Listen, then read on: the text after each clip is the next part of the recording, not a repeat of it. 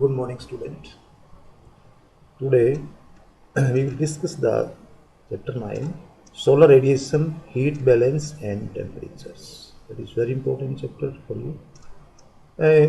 जो आप देखते हैं कि जो टेम्परेचर है वो क्या होता है, रेडिएशन क्या होता है, इसमें कई पॉइंट हमारे यहाँ पर जैसे बात करते हैं इंसोलेशन क्या होता है. Incoming solar radiation is known as the insolation. Do you feel air around you? Do you know that we live at the bottom of a huge pile of the air? We inhale and exhale, but we feel the air when it is in motion. It means air in the motion is wind. मैंने आपको कल बताया था कि देखिए जब मौसम गति होती है एयर में तो उसको विंड बोलते हैं. You already learned about the fact that Earth is surrounded by air all around. This envelope of air is atmosphere, which is composed of the numerous gases. These gases support the life over the earth surface. मैंने आपको कल बताया था composition में भाई बहुत सी gases पाई जाती हैं, जैसे ऑक्सीजन है, नाइट्रोजन है, है. The earth receives the almost all of its energy from the sun. जितनी भी एनर्जी आती है वो सन से आती है. हम कह सकते हैं कि sun is the primary source of energy. The earth in turn radiates back to the space the energy received from the sun. As a result, the earth neither warm up or nor does it get the cold. हम देखते हैं कि जितनी ऊर्जा आती है उतनी वापस चली जाती है, इसलिए ना तो ज़्यादा गर्म होता है ना ठंडा होता है. Thus, the amount of heat received by the different parts of the earth is not the same.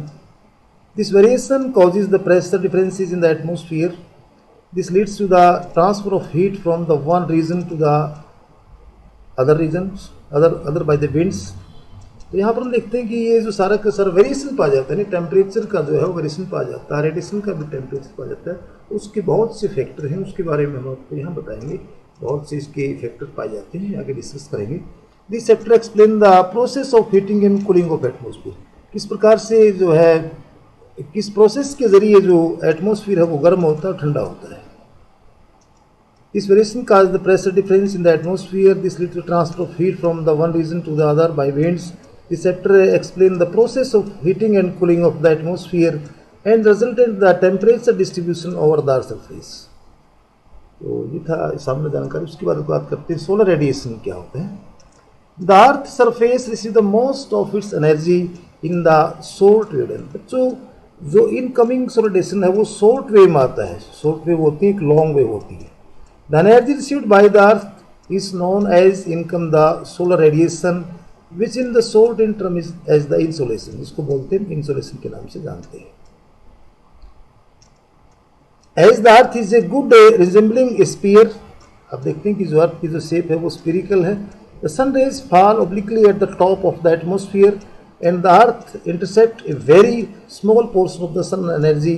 On an average of the earth is received the 1.94 calories पर स्क्वायर सेंटीमीटर पर मिनट. देखिए यहाँ पर जो अर्थ सरफेस पे जो energy आती है 1.94 कैलोरीज पर स्क्वायर सेंटीमीटर पर मिनट, यानी एक मिनट में एक स्क्वायर सेंटीमीटर के ऊपर 1.94 कैलोरीज आती है at the top of it the atmosphere.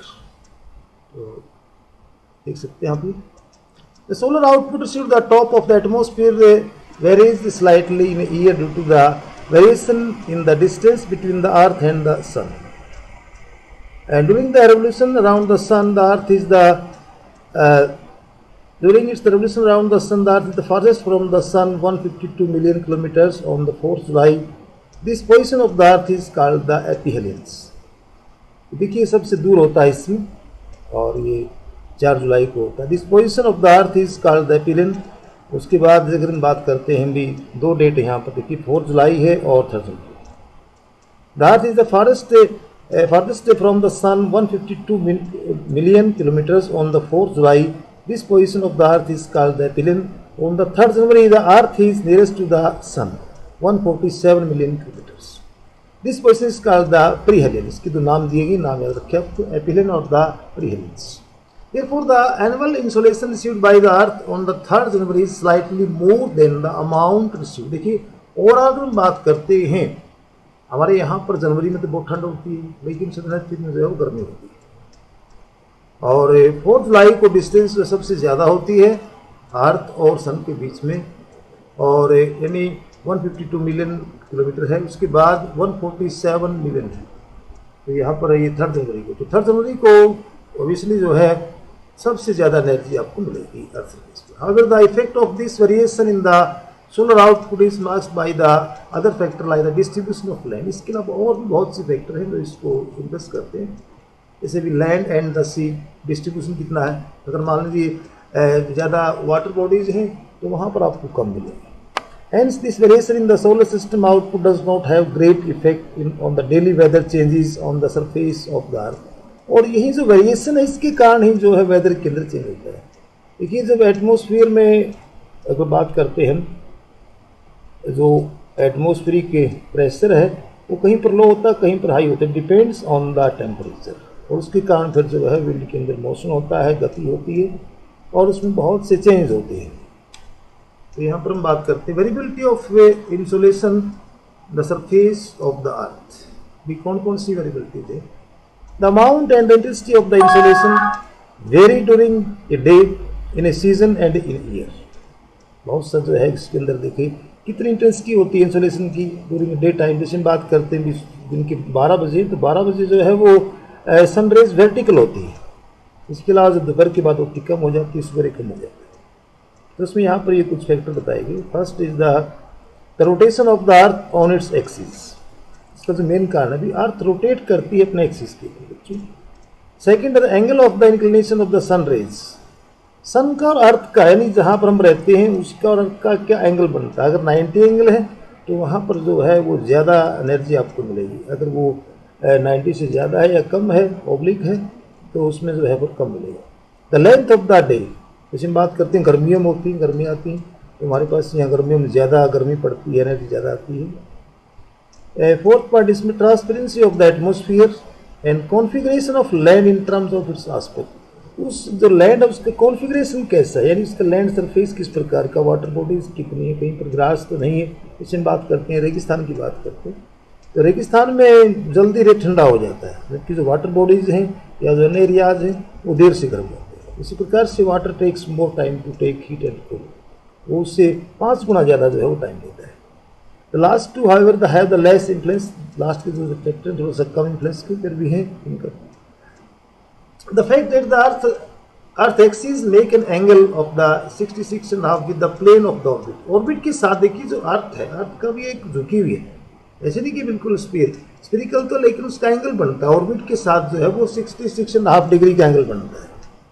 ध्यान से देखिए आप, the fact that the earth axis makes the, ये देखिए 66.5 the plane of its orbit around the sun as a greater influence on the amount of the insolation received at different latitude. जिसके कारण अगर हम बात करते हैं इक्वेटर के ऊपर, तो इक्वेटर पर जो सारा साल जो है सन रेज सीधी पड़ती है। उसका मेन कारण ये है कि उसकी जो बीच वाला हिस्सा है, जैसे हम बात करते हैं झुकी हुई, तो जो बीच का पोर्शन है जो इक्वेटर के आसपास का एरिया बिल्कुल वो सन के जो है सामने रहता है, तो जिसके कारण वहाँ पर मैक्सिमम जो इंसोलेशन है वो वहाँ पर होता है। On the amount of insolation received in different latitude, the second factor that the determine the amount of insolation received is the angle of inclination. तो उसका एंगल कितना है, सन रेज का जो एंगल है वो किस प्रकार का है, इसलिए इंक्लिनेशन यानी उसका जो डिग्री कितनी पड़ती है। This depends on the latitude of a place. तो देखिए यहाँ पर इसमें एक फिगर दिया गया है, देखिए सन रेज का एंगल दिखाया गया है। मैं यहाँ पर इस पर बात करता हूँ। देखिए ये जो चीज़ है आपका, ये देखिए झुकी हुई है अर्थ के ऊपर, लेकिन जो इक्वेटर है, इक्वेटर के ऊपर जो है वो एंगल ज़्यादा मिलेगा। ये डे है, ये टाइम, इस प्रकार से अर्थ की पोजिशन है। The higher latitude is less angle they make with the surface of the earth settling in the slanting. तो वहाँ पर जो सन रेज है वो स्लांटिंग हो जाती है, इसलिए वहाँ पर अर्थ की जो एनर्जी ज़्यादा एरिया घेरती है, वो ज़्यादा एरिया घेरेगी तो जो इसमें स्लांटिंग रेज हो जाएगी तो वहाँ एनर्जी जो आपको कम मिलेगी। The area covered by vertical rays is always less than the slanting rays. अब जो वर्टिकल रेज है वो कम स्थान घेरती है, जबकि जो स्लांटिंग रेज है वो ज़्यादा घेरती है, जिसके कारण जो वर्टिकल रेज है वो वहाँ पर ज़्यादा एनर्जी मिलेगी। If more area is covered the energy gets distributed, तो वो एनर्जी जो फैल जाती है, net energy received per unit area decreases, और जो पर यूनिट एरिया की जो एनर्जी है वो कम हो जाती है। जैसे सपोज करें भाई, मैं आपको एग्जांपल देता हूँ, एक आपका जो रूम है वो छोटा रूम है, उसमें आप एक बल्ब लगाएं तो वहाँ पर आपको लाइट ज़्यादा मिलेगी। अगर वही आप बल्ब किसी बड़े रूम में लगाते हैं तो उसकी जो क्योंकि एरिया बढ़ जाता है। तो इस प्रकार से देख सकते हैं आप example. More over the slant rays are required to pass through the greater depth of the atmosphere. इसके अलावा वो ज़्यादा एरिया जो है उसको कवर करना पड़ता है, जब वो पास होती है उससे तो ज़्यादा गहराई से हो जाती है, resulting in the more absorption scattering and diffusion. उसके कारण जो एब्जॉर्प्शन ज़्यादा होता है और स्कैटरिंग ज़्यादा होती है, डिफ्यूजन ज़्यादा होता है। तो देख सकते हैं आप, ये एग्जाम्पल देख सकते हैं समर सोल्स्टिस का ही, गर्मी के महीने में किस प्रकार से हमारे यहाँ पर देखिए ये ट्रॉपिक ऑफ कैंसर है। ट्रॉपिक ऑफ कैंसर के ऊपर जो है वो 90 डिग्री एंगल बना हुआ, उसके अलावा ऊपर जाते तो 47 डिग्री का है। इस प्रकार से देख सकते हैं आप ये तो ट्रॉपिक ऑफ कैंसर इस प्रकार से। इसके कारण यहाँ पर जो है वो sun rays fall vertical on the 21 June. 21 June को सूर्य की किरणें जो है यहाँ पर सीधी पड़ती हैं, जिसके कारण हमारे यहाँ पर नदर्न हेमिस्फीयर में गर्मी होती है। इसके अलावा अगर बात करते हैं ट्रॉपिक ऑफ कैप्रिकॉर्न, देखिए यहाँ पर कम है, यहाँ पर जो है वो एनर्जी कम मिलेगी आपको, क्योंकि इसका एंगल जो है वो 43 डिग्री का। तो 90 डिग्री जहाँ पर वर्टिकल होगा तो उस एरियाज के अंदर ज़्यादा मिलेगा। इसके अलावा इक्वेटर उस पर सारा साल जो है सन सीधी पड़ती है, देख सकते हैं आप। The passage of solar radiation through the atmosphere. The atmosphere is largely transparent to the short wave solar radiation. The incoming solar radiation passes through the atmosphere before striking the earth's surface. Within the troposphere, water vapor। देखिए जो atmosphere है उसमें बहुत चीज़ें होती हैं, अब वो कहाँ से गुजरता है, उसके रास्ते में क्या क्या आता है, उसके अनुसार ही फिर जो स्ट्राइक करता है उसको स्कैटर कर देता है। With in the troposphere water vapour भी होते हैं, एब्जॉर्ब कर लेते हैं, स्कैटर कर देते हैं। Ozone and the other gases the much of the near infrared radiation. जो ओजोन लेयर है वो भी जो अल्ट्रावायलेट रेज है उसको एब्जॉर्ब कर लेते हैं। वेरी स्मॉल सस्पेंडेड पार्टिकल्स, इसमें देखिए एटमोसफियर आपको बताया था कि जो डस्ट पार्टिकल होते हैं, very small suspended particles in the troposphere scattered visible spectrum, उसको वो स्कैटर कर देते हैं। यानी जो आप देखते हैं उसमें visible spectrum both the space and toward the surface, दोनों की तरफ जो है उसको ये काम करते हैं। This process add the colour due to the sky, इसके कारण जो है वो आसमान नीला दिखा देता है। ये जो आसमान आपको नीला दिखा देता है ये किसके कारण है? ये जो सन रेज हैं, जैसे आपने साइंस में पढ़ा होगा कि जो सन रेज आते हैं उसके अंदर 7 कलर होते हैं, तो वो कलर जो है वो डिफ्यूज़ कर देता है, जिसके कारण जो है ये स्कैटर कर देता है, डिफ्यूज़ कर देता है, और जिसके कारण जो है वो हमारा जो रंग है उसका कलर का जो है वो स्काई जो है वो इस प्रकार कई बार रेड कलर होता है, और the red colour during the rising, जब सन राइज होता है तो रेड कलर होता है। इसके अलावा जैसे आसमान में दिखाई देता है, and the setting sun of the and the blue color of the sky are the result of the scattering of the light within the atmosphere। इस प्रकार के जो रेड कलर हैं, ब्लू कलर आपको दिखाई देते हैं during the rising and the setting of the sun, तो ड्यू टू द जो very small suspended particle, dust particle का रोल आपको बताया था, कल भी ये जिक्र किया था हमने। तो इस प्रकार इसके अलावा और जो ब्लू कलर दिखाई देता है वो भी इसके कारण scattering of the light within the atmosphere. Next इसमें जो आपका है special distribution of insulation at the earth surface. The insulation received at the surface varies from 320 watt per square metre. In the tropics about the 70 वाट।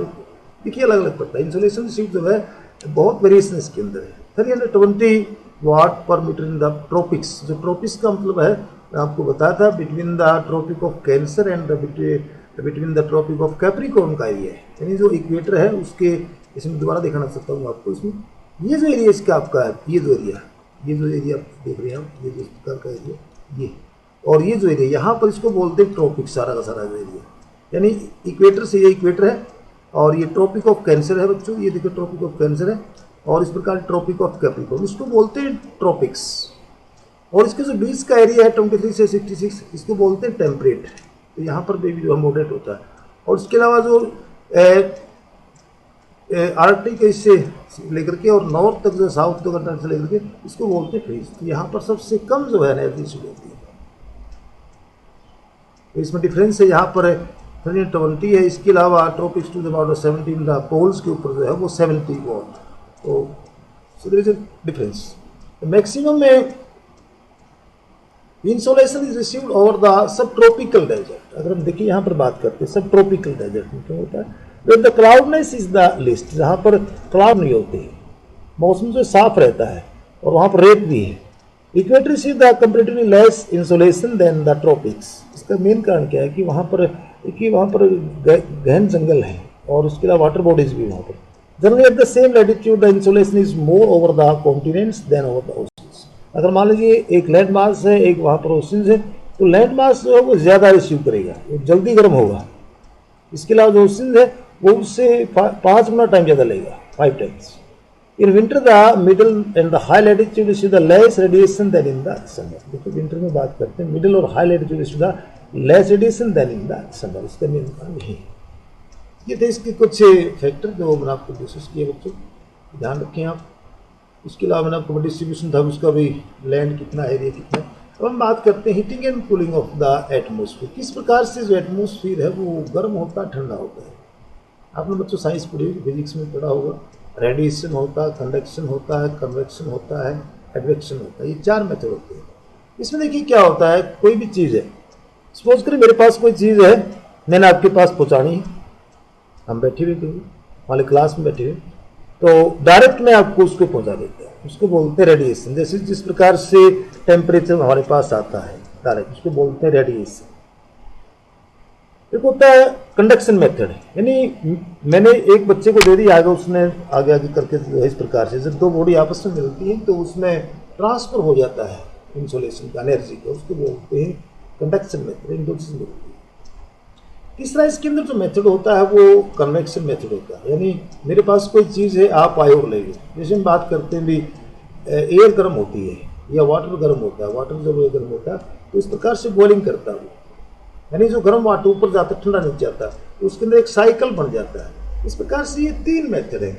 और जो advection method है ये थोड़ा सा हॉरिजॉन्टल टाइप होता है। हॉरिजॉन्टल जैसे विंड चलती है, एक तो विंड चलती है ऊपर नीचे, वर्टिकल चलती है। एडवेक्शन में क्या होता है कि आप उसमें इस प्रकार से पैरेलल चलती है उसकी, यानी उसमें वर्टिकल चलती है कन्वेक्शन में, लेकिन जो एडवेक्शन होता है तो उसमें पैरेलल चलती है इस प्रकार से। तो यहाँ पर हम बात करते हैं, there are different ways of heating and cooling in the atmosphere. The earth, after being heated by insolation, transmit the heat to the atmosphere layers near the earth in the long waveform. देखिए आती तो है short way में, लेकिन जब वापस आती है तो लॉन्ग वे में जाती है। There in the contact with the land get heated. अगर मान लीजिए अगर बात करते हैं भी गर्मी का टाइम है, दोपहर के बाद आप देखते हैं जो अर्थ सरफेस से गर्म हो जाता है, उसके संपर्क में जो एयर आएगी तो वो गर्म हो जाती है, गर्म होकर के फिर ऊपर उठती है। वो gets heated slowly and upper layers in contact with the lower layers also get heated. This process is called the conduction. ये conduction मेथड हो गया, बीच में उसके संपर्क में आई, जैसे संपर्क में आता है तो वो गर्म उठेगा। Conduction take place when the 2 bodies of the unequal temperature. तो दोनों का एक अनइक्वल टेम्परेचर है, जब तक उनका टेम्परेचर एक समान नहीं हो जाता वो गर्म नहीं होती, तब तक वो चलता रहता है उसके अंदर transition. Unequal temperature are in the contact with the one another. There is a flow of energy from the warmer to the cooler. इस प्रकार से एनर्जी का फ्लो उसके चलता रहता है, जो वार्म होती है कूलर में जाएगी। The transfer of heat continues until both the bodies attain the same temperature. तक दोनों का सेम टेम्परेचर नहीं हो जाता और कॉन्टैक्ट इज ब्रोकन, या उनका कॉन्टैक्ट टूट जाता है तो अलग बात है। देखिए 2 चीज़ें, 2 आपस में, एक ठंडी है एक गर्म है, उनको आपस में मिक्स कर देते हैं तो उनका सेम टेम्परेचर हो जाता है, उसको ट्रांसफर हो जाता है, फ्लो हो जाता है एनर्जी का। जैसे हमारे गर्म पानी ठंडा डालेंगे आप तो उसका टेम्परेचर कम हो जाएगा, मिक्स हो जाने के बाद। Conduction is important in heating the lower layer of the atmosphere. तो कंडक्शन जो है, जो लोअर लेयर है उसको हीट कर देते हैं। The air in the contact with the earth rises vertically on heating in the form of currents. इस प्रकार से जब गर्म हो जाती है फिर वो ऊपर उठती करंट्स के रूप में। जब देखिए बच्चों, जब अर्थ सरफेस गर्म हो जाता है, लैंड गर्म हो जाती है, उसके संपर्क में जब एयर आती है वो गर्म होगी, गर्म होने के बाद फिर वो ऊपर उठेगी करंट्स के रूप में, form of the currents and further transmit the heat of the atmosphere, फिर वो ट्रांसमिट करेगी। This process of the vertical heating of the atmosphere. इस प्रकार से ऊपर गई, वो ऊपर से जाती है, ऊपर जाने के बाद नोन एज द कन्वेक्शन, यानी ऊपर गई और ठंडी एयर नीचे आ गई। पहले संपर्क में आती है वो कंडक्शन होगा, लेकिन ऊपर गई फिर क्या होगा, वो कन्वेक्शन के रूप में जाएगी, करंट्स के रूप में जाएगी। इस प्रकार से करंट्स के रूप में जाएगी। The convective transfer of energy is confined only the troposphere. तो इस प्रकार की जो प्रोसेस है मैंने आपको बताया, troposphere the lowest layer of the atmosphere, इसमें होता है the transfer of energy, transfer of heat through the horizontal movement of the air. जब इसका एक हॉरिजॉन्टल मूवमेंट होता है, हॉरिजॉन्टल, उसको बोलते हैं एडवेक्शन। आपको बता दें, जब वो हॉरिजॉन्टल मूवमेंट करती है, वर्टिकल हॉरिजॉन्टल, तो horizontal movement of the air is relatively more important than the vertical movement. In middle latitudes most of the diurnal होता है डे और नाइट का, डे और नाइट का जो वेरिएशन है उसमें temperature in the daily weather are caused by the advection alone. यानी जब कई बार हम देखते हैं कि दिन में गर्मी होती है, रात को जो है तेज हवाएं चलती है, हमारे हॉरिजॉन्टल हवाएं चलती है, तो वो टेम्परेचर को कम कर देती है। कई बार गर्म हवाएं चलती है तो वो बढ़ा देती है। In tropical regions particularly in the northern India during the summer season local winds called the loo is the outcome of the advection process. हमारे यहाँ पर देखिए अप्रैल और मई और जून के महीने में दोपहर के बाद लू चलती है, लू दिखाई देती है, इस प्रकार से हॉरिजॉन्टल चलती है, गर्म हो जाती है, बिल्कुल गर्म हवा लगती है, बाहर निकलते हैं। और यही कारण है कि हमारे यहाँ पर जो हरियाणा है, पंजाब है, राजस्थान है, उत्तर प्रदेश से यहाँ पर लू is a local wind, hot and dry wind होती है, बिल्कुल उसके अंदर कोई मॉइस्चर नहीं होता है। और ये खासकर से मई के महीने, मई और जून में चलती है, उसके बाद फिर मानसून आ जाता है, ठीक हो जाता है। तो लू जो है कई बार लग जाती है, तो उससे गर्मी से बचने के लिए इसलिए हमारे स्कूलों में छुट्टियाँ होती हैं यहाँ पर। ये जो समर वैकेशन है ड्यू टू द लू, तो लू का बच्चा आपने धन्यवाद करना चाहिए। लू के कारण आपकी छुट्टियाँ हो जाती है, इधर बार छुट्टियाँ नहीं होती, तो मौसम के कारण ही अगर मान लीजिए ठंड पड़ती है, कई बार हमारा जो नॉर्थ इंडिया जम्मू कश्मीर हिमाचल है तो वहाँ पर विंटर वेकेशन होता है, वहाँ पर समर वेकेशन नहीं होता है। नेक्स्ट आपको बात करते हैं टेरेस्ट्रियल रेडिएशन। टेरेस्ट्रियल रेडिएशन जो होता है, जैसे मैंने आपको बताया, टेरेस्ट्रियल होता है पार्थिव, पार्थिव मतलब अर्थ, वो वापिस भेजता है। The insulation received by the earth in the short wave forms and heat up with the surface the earth after being heated itself becomes a radiating body and radiates energy to the atmosphere। जब अर्थ गर्म हो जाती है कोई चीज तो उससे heat निकलती है, फिर वो वापिस जाती है, और मैंने आपको बताया था कि वो लॉन्ग वेव में जाएगी। This energy heats up the atmosphere from the below. This process is known as the terrestrial radiation. Terrestrial का मतलब होता है जो लैंड है, जो हमारी अर्थ है, जब वो गर्म हो जाती है तो उससे रेडिएशन निकलता है वापिस जो है, यानी जो एयर है गर्म हो जाती है, यानी जो अर्थ गर्म हो जाती है, गर्म होने के बाद फिर जो वापिस जो है जाती है एटमॉस्फेयर, उसको बोलते हैं terrestrial radiation. I think it is clear. The long wave radiation is absorbed by the atmosphere. देखिए लॉन्ग वेव जाएगा, शॉर्ट वेव में आता है, अब वो ऊपर जाएगा तो एब्जॉर्ब किसके द्वारा होता है, एटमॉस्फेयर के द्वारा, atmospheric gases particularly in the by the carbon dioxide, तो उसको एब्जॉर्ब कर लेती है। And other green house gases, इसके अलावा जो ग्रीन हाउस, मैंने आपको कल बताया था ग्रीन हाउस के बारे में, ग्लास हाउस के बारे में। The atmosphere is indirectly heated bye the earth radiation. तो इस प्रकार से वो उसको एब्जॉर्ब कर लेती है, जिसके कारण हमारा जो एटमॉस्फेयर है वो गर्म हो जाता है। तो किसके कारण हुआ, टेरेस्ट्रियल रेडिएशन के कारण, यानी हमारी जो लैंड है वो गर्म हो जाती है, उसके बाद रेडिएशन ऊपर जाता है, फिर इसमें जो इस प्रकार की गैसेज हैं, इसको ग्रीन हाउस गैसेज बोलते हैं, जैसे कार्बन डाइऑक्साइड गैसेज है और भी है, तो उसको वो एब्जॉर्ब कर लेते हैं। The atmosphere in turn the radiates and transmit it to the space. इस प्रकार से जो एटमॉस्फेयर है रेडिएट हो जाता है और वो ट्रांसमिट टू स्पेस में जाती रहती है वापस। Finally the amount of heat received from the sun is return to the space. और इस प्रकार से वापस जो है वो चली जाती है, यानी जितनी आती है वापस चली जाती है। Here by the maintaining constant temperature at the earth surface and in the atmosphere, इस प्रकार से जाती रहती है। तो यहाँ पर हम बात करते हैं heat budget of the planet. यानी देखिए, मैंने फिजिक्स में बच्चा आपने पढ़ा होगा, एनर्जी जो है वो क्या है, ना तो पैदा होती है और ना खत्म होती है, ये ट्रांसफरेबल है। तो जो sun is the primary source of energy, वहाँ से जो एनर्जी आती है वो वापस ले जाती है। इसी प्रकार से अर्थ पर जो आएगी वो पहले आएगी फिर वापस ले जाएगी। इस प्रकार से heat budget on the planet, यानी कितनी जो है हीट बजट की बात करते हैं। बजट होता है हमारे पास, तो मान लीजिए आपके पास 100 रुपये, आपने कहाँ खर्च किया, तो वो किस फॉर्म में आती है, फिर वो वापस कैसे जाती है। यानी पहले जैसे हमारे पास पैसे आते हैं, आपको पैसे मिलते हैं, मान लीजिए आपने खर्च कर दिए, वापस चले गए वो। तो जिस प्रकार से जो मनी है इसका भी एक बजट होता है, साइकिल चलता रहता है, उसी प्रकार से जो हीट है उसका भी चलता रहता है। यहाँ पर एक फिगर दिया है, इस फिगर को ध्यान से देखें आप बच्चों, इसमें थोड़ा ट्विस्ट आपको मिलेगा, थोड़ा सा टाइम लगेगा समझने में, लेकिन बहुत ही आसान है समझ आएगी। Figure 9.2 depicts the heat budget of the planet Earth. The Earth as a whole does not accumulate or lose heat; it maintains its the temperature. ये देखिए टेम्परेचर को मेंटेन करता है। This can happen only if the amount of heat received in the form of the insolation equal the amount lost by the earth. यानी जितनी आती है वापस उतनी ही चली जाती है, lost हो जाती है थ्रू द टेरेस्ट्रियल रेडिएशन। आपको बताया जो टेरेस्ट्रियल रेडिएशन के बारे में, जब अर्थ जो है वो गर्म हो जाती है तो वापस जाता है।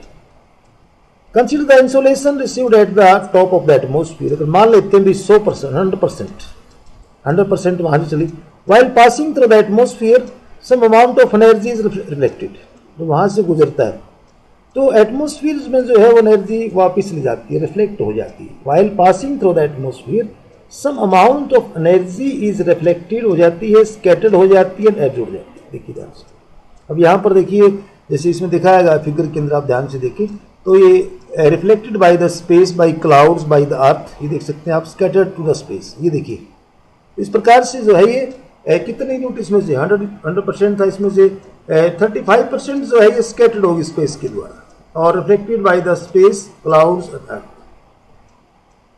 ओके, तो ये देख सकते हैं इसमें यहाँ पर कितनी पहुंची, उसके बाद फिर एब्जॉर्ब, ये देखिए ये फिर स्कैटर्ड हो गई, ये एब्जॉर्ब होगी 14 बाय द एटमोस्फियर। तो टोटल कितनी पहुंची है 17 प्लस में 34, 51 पहुंची और 51 ही जो वापिस चली। ये देखिए इसको अगर टोटल करते हैं आप, इसका ध्यान से देखें आप इसको, 23 प्लस में 29 और 90, तो इसका आप अगर टोटल करते तो ये 51, यानी फिर 50 वापस चलेगी। कैसे चलेगी, रेडिएशन फ्रॉम द अर्थ, ये देखिए 6 की तरह चलेगी इस प्रकार से, ये टर्बुलेंस एंड कन्वेक्शन और condensation. Ready to the space, total अगर हम बात करते तो इस प्रकार से ये चली जाती है, ध्यान से देखिए। यानी जितनी यूनिट आई थी 65, देखिए यहाँ पर ये 65 आई थी, इसमें इसकी रिजल्ट होगी, उसके बाद फिर ये वापस इतनी चलेगी। अगर इसको जोड़ते हैं तो ये 65 हो जाता है, यानी ये चलेगी वापस, फिर चलेगी, देख सकते हो। तो यहाँ पर मैं थोड़ा एक्सप्लेन करना चाहूँगा इसको। तो ये देखिए, द अर्थ सरफेस रफली the 35 units are reflected back to the space even before reaching the earth surface. Of these 27 units are reflected back from the top of the clouds and units from the snow and ice covered, ये भी दिखा रखा है of the earth. The reflected amount of radiation is called the albedo of the earth. जो वापिस जाता है, यानी जो बीच से ही वापिस ले जाता है, उसको बोलते हैं एल्बिडो ऑफ द अर्थ। ये एक टर्म है, बच्चों याद रखिए। इस प्रकार से देखिए 27 और 2 ये, और इसके अलावा एक 6% था, वो टोटल जो है मिलाकर के 35 जो है वापिस चली गई। The remaining 65 units are absorbed, इसमें 14 units within the atmosphere, इसमें आपको दिखा था 14 units, and 51 units by the earth surface के द्वारा जो the earth radiate back units in the form of terrestrial radiation of these 17 units are radiated वापिस चलेगी to the space directly and remaining the 34 बचेगी units are absorbed by the atmosphere। 17 तो वापिस चलेगी लेकिन 34 जो है वो absorbed होगी। 6 units directly by the atmosphere and 9 units through the convection and turbulence and 19 units through the latent heat. Latent heat क्या होती है बच्चों, जैसे एवेपोरेशन होता है उसके बाद क्लाउड फॉर्मेशन होती है। जब क्लाउड फॉर्मेशन होती है तो वो हीट निकलती है भाई, जो एनर्जी वाटर से वाटर वेपर में चेंज हुई है, ऊपर जाकर के वो कंडेंसेशन हो गया, क्लाउड्स बन गया, तो उसको बोलते हैं, वो हीट छोड़ते हैं, उसको बोलते हैं latent heat of condensation. 19 units through the latent heat, यहीं से 14 units absorbed by the atmosphere, 14 units from the insolation plus 34 units from the terrestrial radiation are also radiated back into the space. Thus, the total radiation returning from the earth and the atmosphere respectively is 17 plus 48 is equal to 65 units. This balance the total of the 65 units received from the sun, and this is termed the heat budget or the heat balance of the earth. यानी जितनी आई थी उतनी वापिस चलेगी। This explains why the earth neither warms or nor cools down despite the huge transfer of heat and takes place. ये इसके diagram के द्वारा आप समझा सकते हैं, ध्यान से इसको देखिए। इतनी आई थी इतनी वापस चली गई, ये प्लस होगा 6%, यानी 17, ये देखिए बीच में रेडिएशन फ्रॉम द अर्थ इस चलेगी, डायरेक्ट चलेगी, ये इस बार यहाँ रहेगी, टर्बुलेंस इसमें यहाँ रहेगी, ये यहाँ रहेगा। टोटल इसका हम करते हैं दोनों का, यहाँ से देख सकते हैं आप। तो ये इस प्रकार से 48 प्लस में 17 65 यूनिट्स जो है वापस चलेगी। अगर 65 आई थी उससे और पहुंचे थी 51, लेकिन 14 यूनिट्स जो बीच में रहेगी। इस प्रकार से इसको थोड़ा ध्यान से देखें डायग्राम को। डायग्राम थोड़ा सा टेढ़ा है, लेकिन समझने की कोशिश करें आप इसको। अलग अलग इसको जो है पार्टी में कितना जो है एनर्जी किस प्रकार से जी आई रिसीव्ड होगी, ये एब्जॉर्ब होगी, और किस प्रकार से फिर ये गई है 23 से माइनस देख सकते हैं आप, 9 माइनस देख सकते हैं, तो इतनी माइनस हो जाता है टोटल, यानी 48 प्लस में 17 जो है वो 65 हो जाता है। ये था इसके बारे में। Variation in net heat budget और द अर्थ सरफेस। अब इसमें देखिए यहाँ पर कुछ चीजें, as explained earlier there are variation in the amount of radiation received at the earth surface. Some part of the earth has surplus radiation balance while the other parts is deficit. इसमें ये देखिए अगर हम बात करते हैं, ये तो था आपका इस प्रकार से, इसको बोलते हैं लैटिट्यूडनल हीट बैलेंस। इसमें क्या होता है, फिगर दिया गया एक 9.3 depicts the latitudinal variation in the net radiation balance of the earth. The atmosphere system, the figure shows that there is surplus of net radiation balance between the 40 degrees north and south and the region near the poles have a deficit. अब इसमें देखिए diagram दिया है, इसको ध्यान से देखिए। यहाँ पर मैंने आपको जो बताया था between the tropic of cancer and tropic of Capricorn, यहाँ पर जो है ज्यादा एनर्जी आती है और यहाँ पर कम आती है। इस प्रकार से ये डेफिसिट है, ये सरप्लस हो जाता है, लेकिन यहाँ की एनर्जी वापिस इधर जाती है, इसके जरिए, इसके जाते है विंड्स के जरिए और ओशियन करंट के जरिए। ये जो यहाँ से देखिए, अगर हम देखें तो इसमें ये जो डेफिसिट दिखाई दे रहा है आपको, यहाँ से जो कोल्ड वेव यहाँ जाती है और इस प्रकार से जो गर्म एयर चलती है। इसी तरह से हम बात करते हैं, जो कोल्ड करंट है वो पोल्स टू इक्वेटर चलती है और जो वार्म करंट है वो इक्वेटर टू पोल चलती है। इस प्रकार से देख सकते हैं आप, फिगर है latitude variation. The figure shows that there is surplus of net radiation balance between the 40 degree north and south in the region near the poles have a deficit. The surplus heat energy from the tropics is distributed polewards, and as a result the tropics do not get progressively heated up due to the accumulation of excess heat, or the high latitudes get permanently frozen due to the excess deficit. यहाँ पर बहुत deficit होता है, देख सकते हैं आप। ये था इसका अगर हम बात करते हैं variation in the net heat budget and the earth surface, दो प्रकार का होगा। इसको हम लैटिट्यूडनल हीट बैलेंस भी कहते हैं। और ये सारा का सारा बैलेंस किस प्रकार से होता है मैंने आपको बताया था। जैसे भी इक्वेटर के आसपास का एरिया, तो वहाँ से गर्म हवाएं चलती है, प्लैनेटरी विंड चलती है, ट्रेड विंड चलती है पोल्स की तरफ, और पोल से जो है विंड चलती है इसकी तरफ, ठंडी हवाएं होती है। इस प्रकार से बैलेंस पकड़ने का प्रयास करती है। इस प्रकार से कुछ कोल्ड करंट होती है, कुछ वार्म करंट होती है, उसमें भी इसी प्रकार का जो है वो रोल रहता है। तो इसके दो पार्ट हम बच्चों आगे पढ़ेंगे। हम टेम्परेचर के बारे में, टेम्परेचर के कौन कौन से फैक्टर हैं, और फिर टेम्परेचर का डिस्ट्रीब्यूशन पढ़ेंगे। नेक्स्ट लेक्चर में होगा ये। आज के लिए इतना ही काफ़ी है। तो इसमें देखिए आगे और कुछ दिया गया है, तो कल इसके बारे में बताया जाएगा।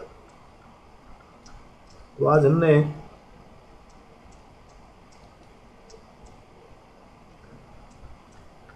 जो मेन चीज़ पढ़ी है, मैं दोबारा एक बार आपको रिवाइज करा देता हूँ।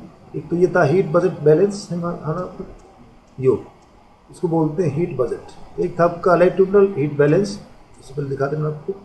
और इसका मेन था भी कौन कौन से इसका ट्रेडिशनल एडिशन था और कौन कौन से फैक्टर हैं इंसोलेशन के। देखिए इंसोलेशन अलग चीज़ है, टेम्परेचर अलग चीज़ है। ये इसके फैक्टर मैंने आपको बताए थे कौन कौन से फैक्टर हैं और किस प्रकार से जो एटमोसफियर है वो गर्म और ठंडा होता है, heating and cooling of atmosphere. इसमें कौन कौन सी जो प्रोसेस है, जो मेन प्रोसेस है उनको आप डिस्कस करना। मैं आपको बताया जैसे भी एक तो इंसोलेशन के द्वारा सीधा आता है, रेडिएशन के द्वारा होता है, एक कंडक्शन के द्वारा होता है, एक कन्वेक्शन के द्वारा होता है, और एक एडवेक्शन। ये इसके 4 मेथड है। फिजिक्स में आपने पढ़ा होगा, साइंस में भी आपने 10th क्लास में पढ़ा होगा। तो इसमें वही चीज़ें हैं जो आपने साइंस में पढ़ी है। सोलर रेडिएशन क्या होता है, वेरिएबिलिटी क्यों होती है इंसोलेशन के अंदर, कौन कौन से फैक्टर है, ये इसके मेन जो फैक्टर हैं आपने इनको एक्सप्लेन करा था भी कौन कौन से इसके जो फैक्टर हैं। देखिए ध्यान से, rotation of the earth on its axis के कारण ही जो एंगल बनता है, अगर ध्यान से देखें तो रोटेट करती है उसके ऊपर और एक्सिस के ऊपर, और झुकी हुई है एंगल बनाती है। Angle of the inclination of sun rays, the length of the day, अगर दिन लंबे होंगे तो ज़्यादा हीट मिलेगी आपको। ट्रांसपेरेंसी कितनी एटमॉस्फेयर, कई एरियाज में ट्रांसपेरेंसी नहीं होती, क्लाउड होते, रेनफॉल होती है, जैसे हम बात करते हैं इक्वेटर की, वहाँ ज़्यादा होना चाहिए, लेकिन वहाँ जो है एनर्जी कम मिलती है क्योंकि ट्रांसपेरेंसी नहीं है। Configuration of the land, configuration होता है हमारी जो लैंड है उसका सरफेस किस प्रकार का, अगर मान लीजिए ज़्यादा ग्रास होगी तो वहाँ पर कम मिलेगा, या लैंड होगा, लैंड सॉरी वाटर ज़्यादा होगा तो वो गर्म नहीं हो पाएगा। इस प्रकार से इसको बोलते हैं कॉन्फ़िगरेशन। इसका स्वरूप कैसा है, यानी हमारी जो लैंड है उसका जो स्वरूप है वो किस प्रकार का है। तो ये भी इसके कुछ फैक्टर हैं, मैं आपको बताऊँ। तो ये कुछ भाई इसमें क्या होता है, देखिए भी किस प्रकार से जो इंसुलेशन क्या होता है, वो कितना एरिया जो है कितनी हीट आती है उसके ऊपर, यानी जो अर्थ है हमारी, जो सन है, सन जो है बहुत ही गर्म है। अब उसके अंदर न्यूक्लियस होता है, न्यूक्लियस पॉइंट में जो है हाइड्रोजन होता है, हीलियम होता है, हीलियम हाइड्रोजन, इस प्रकार से उसके अंदर एक न्यूक्लियस बन जाता है। और उसका जो टेम्परेचर बहुत ज़्यादा है, 6000 डिग्री सेंटीग्रेड है। और उसका जो अगर हम बात करते हैं उसका 2 अरबवां हिस्सा आता है, 2 अरबवां हिस्सा जो है उसका आता है, उसमें से भी आप देखते हैं कि कितने परसेंट पहुँचता है। तो इस प्रकार से था ये। इसमें कोई डाउट हो बच्चों तो पूछ सकते हैं आप। तो नेक्स्ट आपका लेक्चर होगा कल, उसका सेकंड पार्ट है वो हम करेंगे। Thank you very much.